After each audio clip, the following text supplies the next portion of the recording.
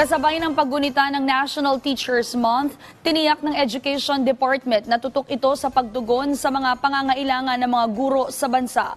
Sa kick-off ng aktibidad na isinagawa sa Bohol, sinabi ni Vice President at Education Secretary Sara Duterte na batid ng kagawaran ang mga sakripisyo ng mga guro, lalo na sa mga paghubog sa pagkatao ng mga estudyante. Kasabay nito ang pagsiguro ng DepEd na matugunan ang mga hinaing ng guro. Kaya tuloy pa daw ang pakikipag-ugnayan ng DepEd sa GSIS para mapabuti ang paglulo ng mga guro.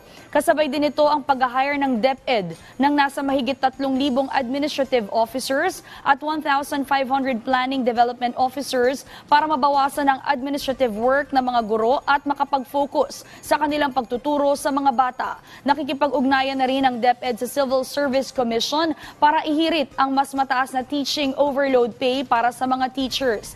Hinimok naman ni VP Sara ang kaguruan na ugaliing maging mabuting ehemplo sa mga estudyante. Ginugunit ang National Teachers Month hanggang October 5 sa bisa ng Proclamation No. 242 taong 2011.